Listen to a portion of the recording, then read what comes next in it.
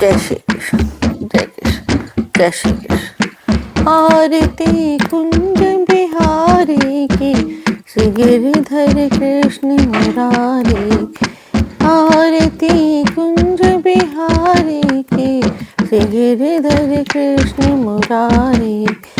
गले में बैजंती माला, बजावे मुरली मधुर बाला। श्रवण में कुंडल झलकाला, नंद के आनंद नंद लाला। ओके, नंद के आनंद राधिका रमण विहारी के, गिरधर कृष्ण मुरारी। आरती बिहारी के, गिरधर कृष्ण मुरारी। भ्रमर से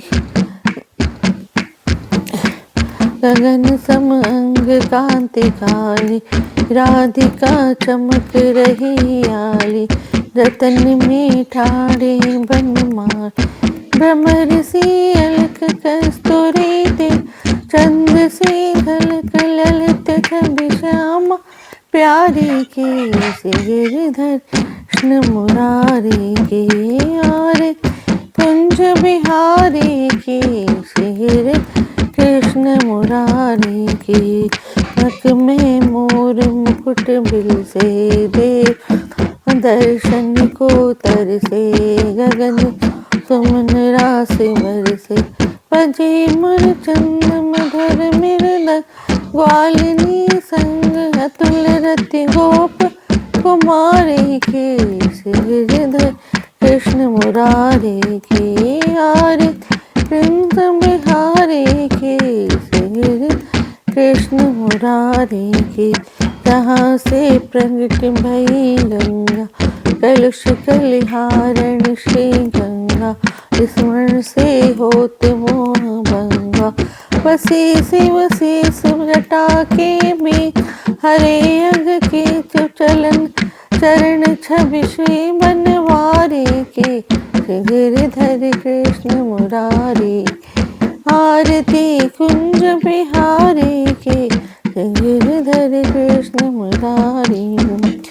चमकती उज्ज्वल तट रेणु, हे वृंदावन वेणु। चहो गोपी ग्वाल धेनु, हसत मिद मंद चांदनी चंद। कटत भव तेर सुन दीन भिखारी के, गिरधर कृष्ण मुरारी।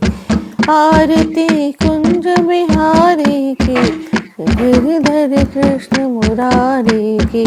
आरती कुंज बिहारी, गिरधर कृष्ण मुरारी। जय श्री कृष्ण, जय राधे। आज से मैं सुख सागर पढ़ने जा रही हूँ। ये इसलिए पढ़ रही हूँ कि इसमें रहेगा जो हमारे आगे की पीढ़ी लोग इसे पढ़ेंगे और समझेंगे, इसे सुनेंगे भी और समझेंगे भी, तब भी उनका कल्याण होगा। सुख सागर एक भागवत कथा ही है। सुख सागर ग्रंथ जो भागवत कथा ही, जो कृष्ण जी की पूरी कहानी के ऊपर, और कृष्ण जी कैसे चरित्र किए हैं और कैसे जीवन में रहना चाहिए, ये सब उसमें बता है। जय जय जय श्री कृष्ण, जय राधे।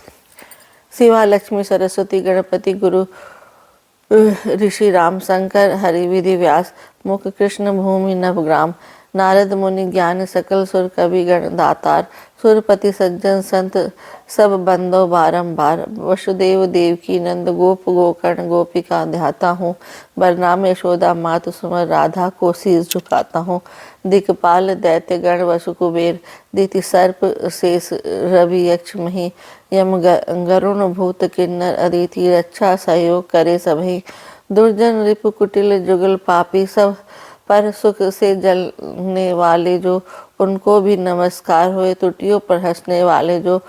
यह हर नारायण मूढ़ महासर वासी सिर नाता है। सब प्राणी इसे क्षमा करना भाषा भागवत बनाता है। जय श्री कृष्ण, जय भागवत। इसका पहला अध्याय, इस पहले अध्याय में इसके महात्म्य की, मतलब इसकी महिमा के बारे में। एक समय नैमिषारण्य तीर्थ पर सौनकादिक 88,000 उपस्थित ऋषियों ने वेद व्यास जी के शिष्य श्री सूत जी से कहा, यह भगवान, अब आप हमें ऐसी कथा सुनाएं जिसके भक्ति ज्ञान और वैराग्य की अधिकता हो, क्योंकि इस समय कलयुग वासियों में क्रोध, लोभ और मोह अत्यंत मात्रा में पाए जाते हैं। इसलिए वे आठों पहर दुख और भय से व्याकुल रहते हैं। सो कोई भगवान का ऐसा चरित्र वर्णन कीजिए जिसे पढ़ और सुनकर प्राणियों के चित्त का क्लेश और भय जाता रहे और भगवान के चरणों में प्रीति होकर भाव सागर से पार उतर जाए। यह सुन सूत जी कहने लगे कि हे ऋषि सुनो, आपने कलयुग वासियों के लिए बहुत ही अच्छी बात पूछी है। सो अब मैं आपके सामने श्रीमद्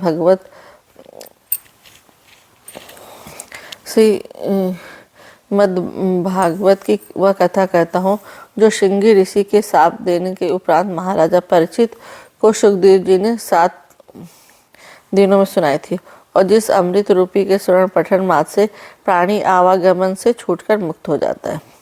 इसके सुनने से ही भगवान सबको मुक्ति मिल जाती कलयुग में। तथा इसी को सनकादिक ऋषियों ने भी नारद मुनि को 1 सप्ताह तक सुनाकर इसके सुनने की विधि बताई थी। इतनी कथा सुनकर सौनादिक आप ऋषि कहने लगे कि हे सूत जी, सुनते ही कि नारद जी तो 2 घड़ी से अधिक किसी एक स्थान पर ठहरते ही नहीं, तो 7 दिन तक एक स्थान पर किस प्रकार ठहरे। और सनकादिक ऋषियों के दर्शन बड़े दुर्लभ हैं। वे नारद जी को किस प्रकार मिले तथा यह सप्ताह पारायण किस स्थान पर हुआ था, सो आप कृपा कर हम इस बात को अच्छी तरह खोलकर सुनाइए। यह सुन सूत जी कहने लगी, एक समय सनक, सनंद, सनातन और सनत कुमार चारों भाई घूमते हुए बद्रिक आश्रम में आए, तो उन्होंने वहां नारद मुनि को उदास बैठे पाया। इस प्रकार नारद जी को दुखी देख कर सनकादिक ऋषि कहने लगे, हे नारद जी, आपको इस प्रकार दुखी होने का क्या कारण है। तब नारद जी चारों मुनियों को प्रणाम कर विनम्र भाव से कहने लगे कि हे मुनीश्वर, मेरे चित्त के दुखित होने का जो कारण है उसे आप ध्यान लगा सुने। मैं काशी गया, गोदावरी, जगन्नाथ और ऋषिकेश आदि सब तीर्थों में घूमा हूँ, किंतु यह देखकर दुखी होने का कोई ठिकाना न रहा कि वहाँ पर भी तमाम जीव मोह में इस प्रकार फंसे हुए हैं कि जिनके स्वरूप को देखकर सत्य, दया और धर्म तो भयभीत होकर 9-2-11 हो चुके, और काम, क्रोध, मद, लोभ आदि को तो मत पूछिए। उनकी जो आजकल 5 उंगली घी में है और क्लेश अपनी तमाम फौज के साथ जीवों को भयभीत करता हुआ एक छत्र राज करे कि सब लोग जहाँ भी तीर्थ स्थान है सब वहाँ पर भी काम, क्रोध, लोभ सब चीज़ है। उनको देख के नारद जी दुखी होते हैं। अर्थात तमाम प्राणी 8 पर केवल अपना और अपने कुटुंब का पेट पालने के लिए चिंतन मगन रहते हैं और झूठ, कपट, छल, छिद्र में निर्वाह करते हैं तथा माता पिता और गुरु की आज्ञा में न रहकर स्त्री, ससुर, सास और साले की आज्ञा में रहते हैं एवं धन के लोभ में अपनी लड़की को नीच कुल में देकर बूढ़े से विवाह कर देते हैं, और जहाँ देखो वहीं ब्राह्मण, क्षत्रिय, वैश्य, शूद्र और म्लेच्छ आदि के अपने धर्म कर्म में रहित दिखाई देते हैं। बहुधा मैंने किसी भी प्राणी को अपना उचित रीति से कर्तव्य पालन करते हुए नहीं देखा। तथा जब मैं घूमता हूँ मथुरा में यमुना किनारे पहुंचा तो एक दृश्य देखकर मेरे आश्चर्य का कोई ठिकाना न कि एक जवान स्त्री 2 मूर्छित वृद्ध मनुष्यों के पास बैठी हुई सहायता के लिए आंसू भर। जैसे ही उसने मुझे देखा तो खड़ी होकर कहने लगी, महाराज, आप पल भर ठहर कर मेरी दुख कथा सुन लीजिए। यह मेरे बड़े ही अभाग्य थे जो आपने इस समय दर्शन दिए। यह सुन मैंने उसे कहा, तो तू कौन है और तेरे पास ये जो अचेत लेटे हुए 2 बूढ़े मनुष्य कौन है। यह सुन उसने कहा कि मैं भक्ति हूँ और यह ज्ञान और वैराग नाम के करके 2 पुत्र हैं जो ये पास में 5-7 स्त्रियाँ बैठी हुई। यह गंगा, यमुना और आदि नदियाँ जो स्त्री रूप धारण करके मेरी सेवा करने के लिए आई हैं। यद्यपि मेरा जन्म द्रविड़ देश में हुआ, किंतु कर्नाटक देश में युवा होकर कुछ दिन दक्षिण देश में रही, पुनः गुजरात देश में जाकर बूढ़ी हो गई, परंतु यहाँ वृंदावन में आकर मैं तो जवान हो गई, किंतु कलयुग वासियों के घोर पाप के कारण मेरे ये दोनों पुत्र वृद्ध और बलहीन हो गए हैं। बोलना तो एक और आँख उघाड़ कर ही नहीं देखते, सो उनको मूर्छित और दुखी देखकर मैं बड़ी उदास हूँ। किंतु इससे भी बढ़कर यह कष्ट मन को खाया जाता है कि पुत्र तो बूढ़े हैं और मैं जवान हूँ, जिन्हें देखकर संसारी लोग जिस समय देखते हैं तो दुख और लज्जा के मारे कलेजा टूट हो जाता है। सो हे भगवान, इसका कारण बतलाइए। उस भक्ति रूप सती का जब मैंने इस प्रकार हाल सुना तो मैंने अपने में मन से विचार कर कहा कि हे भक्ति, इस घोर कलयुग के आने से तेरे में और ज्ञान वैराग्य के प्राणियों में कोई श्रद्धा नहीं रही, इसलिए तुम सामर्थ्यहीन हो गए। किंतु वृंदावन आने से तुम तो जवान होगी, परंतु तेरे पुत्रों को कलयुग में अब कोई नहीं जानता, इसलिए ये दोनों वृद्ध और निर्बल हो गए। यह बात सुन भक्ति ने कहा, यदि कलयुग ऐसा दुष्ट था तो परीक्षित ने इसे जीता क्यों छोड़ा, क्योंकि इस एक पर दया करने से सब जीवों का धर्म और कर्म जाता रहा, सो इसको अवश्य मार डालना चाहिए था। यह सुन मैंने कहा कि कलयुग में अवगुण होते हुए भी यह गुण सबसे बढ़कर है कि दूसरी युग में हजारों वर्ष जब तब यह दान और धर्म करने से भी जिसे भगवान का दर्शन शीघ्र नहीं होता, वहाँ कलयुग में केवल भजन और कीर्तन से ही भगवान शीघ्र प्रसन्न होकर दर्शन देते हैं। किंतु जब कलयुग वास्तव में यह सहज उपाय भी नहीं किया जाता तो कलयुग ने सबका धर्म कर्म खो दिया है, और इसी कारण ब्राह्मण बहुत सा दान लेकर भी प्याश्रित नहीं करते, पुत्र माता पिताओं का कहना नहीं मानते, स्त्रियां अपने पति की आज्ञा में नहीं चलती तथा साधु संत गृहस्थों से बढ़कर मुंह जाल में लिप्त रहते हैं। बहुधा सब प्राणियों में सत्य धर्म और दया न रहकर काम क्रोध और अहंकार तथा पाप बढ़ गया। इसलिए केवल कलयुग का ही दोष नहीं बल्कि सब प्राणियों का कर्तव्य है कि वे सत्य और संतोष के साथ अपने धर्म और कर्म में रहते हुए परमेश्वर का भजन और स्मरण करें तथा सब पर दया भाव रखें। यह सुन भक्ति ने कहा कि हे मुनि, आप धन्य हो और बड़े भाग से आपका दर्शन हुए। अब आप सब किसी के दुख दूर करने की सामर्थ्य रखते हो, सो मैं आपको दंडवत करके प्रार्थना करती हूँ कि अब आप कोई ऐसा उपाय कीजिए कि जिससे ये दोनों पुत्र तरुण हो जाएं और मेरा क्लेश जाता रहे। दूसरा अध्याय, नारद जी का भक्ति को बोध करना और उसके दुख छुड़ाने का उपाय ढूंढना। नारद जी ने यह सब सुन भक्ति से कहा कि हे भक्ति, अब तुम चिंता को छोड़कर भगवान श्री कृष्ण के चरण कमलों में ध्यान लगा, जिससे तेरा तमाम कष्ट दूर हो जाएगा। क्योंकि जिसने कौरवों की सभा में द्रौपदी की लाज बधाई थी और गज को ग्राह के मुख से छुड़ाता, वही बैकुंठ नाम तेरे कष्ट को अवश्य दूर करेंगे, क्योंकि तू उनको सबसे अधिक प्यारी है। यदि नीच योनि में उत्पन्न प्राणियों में भी तू होती तो भगवान उनका विद्वार कर देते। जो सतयुग आदि युगों में सज्जन लोग हजारों यज्ञ तप जप और दान करने से मुक्ति पाते थे, वहाँ इस कलयुग में तेरी कृपा से पापी लोग भी मुक्ति को प्राप्त कर लेते हैं। तेरे से आश्रित प्राणियों का अवश्य उद्धार हो जाता है तथा जिन प्राणियों पर बड़ी प्रीति होती है उन्हीं को वे भक्ति प्रदान करते हैं। किंतु इस समय ज्ञान और वैराग्य का कोई नहीं जानता, सो तेरा यह कष्ट दूर करने के लिए मैं जगत में तेरी महिमा प्रकट करूँगा। यह सुन भक्ति ने कहा कि हे नारद जी, आप धन्य। जिस प्रकार आपने मुझे धैर्य देकर मेरे चित्त को शांत किया, उसी प्रकार मैंने इन पुत्रों को भी सचेत करने का उपाय कीजिए। यह सुन मैंने उनको चेत कराने के लिए बड़ा प्रयत्न किया, किंतु मेरे हिलाने डुलाने पुकारने से भी जब उन्होंने चेत नहीं किया तो मैं उनको वेद वाक्य और गीता पाठ सुनाने लगा। तब उनके सुनने से उन्होंने एक बार तो आंख खोलकर देखा और उठना चाहा, किंतु निर्बलता से एक क्षण के बाद ही नेत्र बंद कर अचेत हो गए। उनका यह हाल देखे मैं बड़ा उदास हुआ, परंतु इतने में ही आकाशवाणी, हे नारद, आप वृथा इतना सोच कर रहे हैं, बिना सत्संग इनको चेत नहीं होगा, इसलिए आप किसी अच्छे संत महात्मा को खोजकर सत्संग कीजिए। यह सुन मैं किसी अच्छे महात्मा को खोज करता हुआ यहाँ तक आ पहुँचा, किंतु खेद के साथ कहना पड़ता है कि कलयुग के कारण अब तक किसी योग महात्मा के दर्शन नहीं हो पाए। सो मेरे उदास होने का यही कारण है, किंतु अब उस भगवान की कृपा से आपके दर्शन हो गए।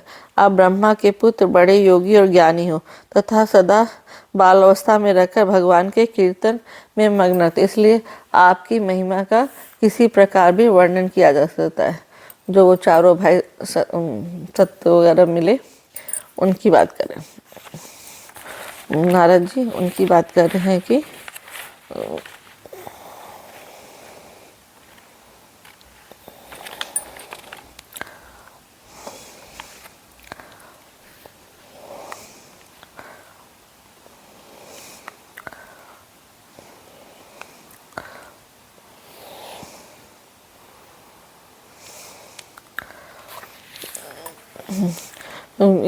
सनंदन, सनातन और सनत कुमार, ये जो भाई घूमते हुए जो बद्रीनाथ पहुँचे जहाँ नारद जी उदास बैठे थे, तो नारद जी ने ये बात बताई।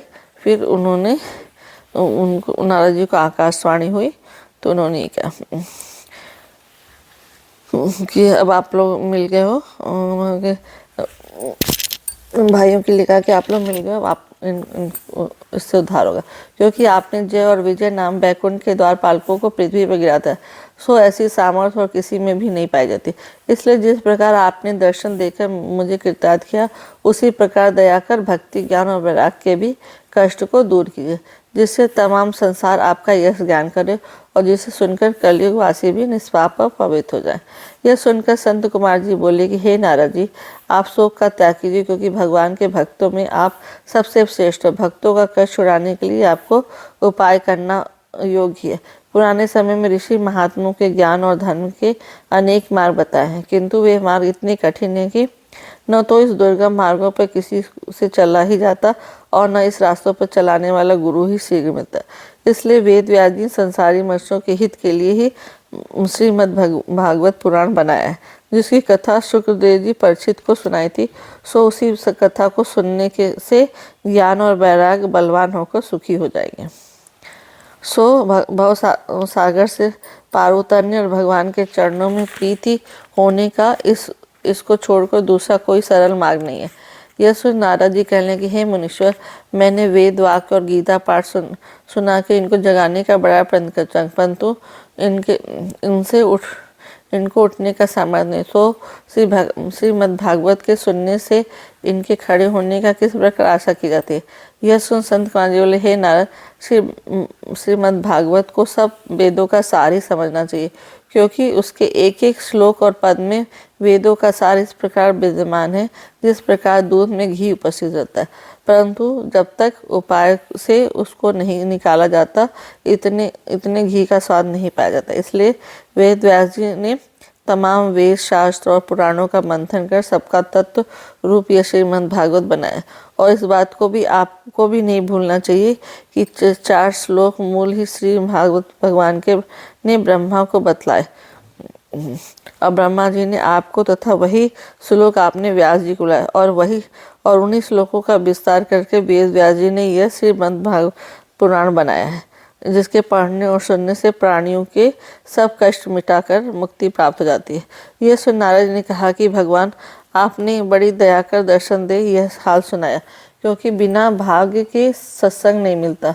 किंतु अब यह और बतलाया कि यह श्री भागवत रूपी ज्ञान यज्ञ कहाँ और किस जगह किस प्रकार करनी चाहिए। यहीं पे दूसरा अध्याय समाप्त। जय श्री जय श्री कृष्ण। श्री राम जी सेवा करेंगे हनुमान जी, मेरे राम जी सेवा करेंगे हनुमान जी। का गढ़वा गंगा जल पानी, सोने का गढ़वा गंगा जल पानी, मेरे राम जी स्नान कर हनुमान जी, मेरे राम जी ने करा में हनुमान जी, मेरे राम जी सेवा करेंगे हनुमान जी।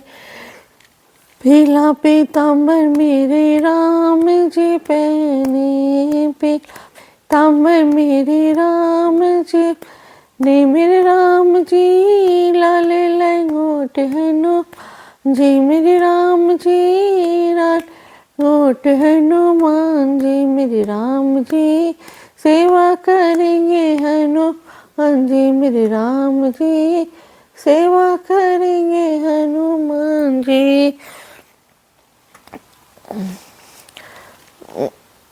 केसर का तिलक मेरे राम जी लगावे, के तिलक मेरे राम जी लगावे, मेरे राम जी लाल सिंदूर हनुमान जी, मेरे राम जी लाल सिंदूर हनुमान जी, मेरे राम जी सेवा करेंगे हनुमान जी, मेरे राम जी सेवा करेंगे हनुमान जी। मम्मी का भोग मेरे राम जी लगावे, बर्फी का भोग मेरे राम गावे, मेरे राम जी लड्डू भोग हनुमान जी, मेरे राम जी लड्डू का भोग हनुमान जी, मेरे राम जी सेवा करेंगे हनुमान जी, मेरे राम सेवा करेंगे हनुमान जी।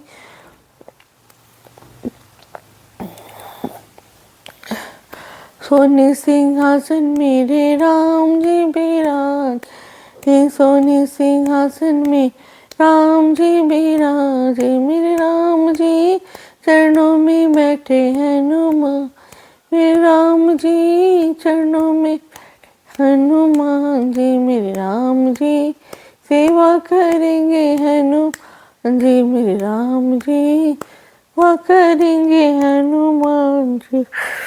पूरी रामायण मेरे राम जी की, वे मेरे राम जी सुंदर कांड हनुमान जी, मेरे राम जी सेवा करेंगे हनुमान।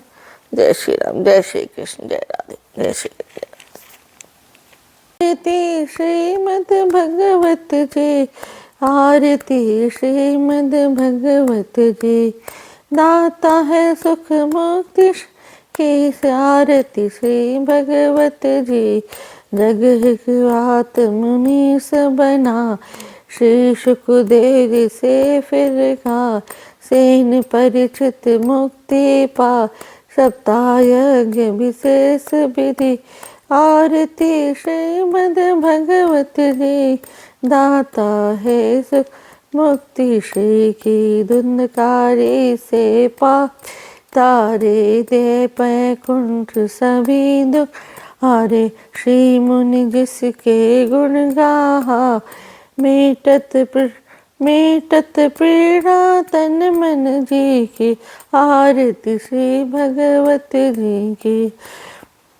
जिसको सुनी कथा मन लाकर काम दे अभिमान हटा, धन्य वहाँ वो मुक्ति पा, इच्छा फेर न वस्तु किसी। आरती श्रीमद् भगवत जी की।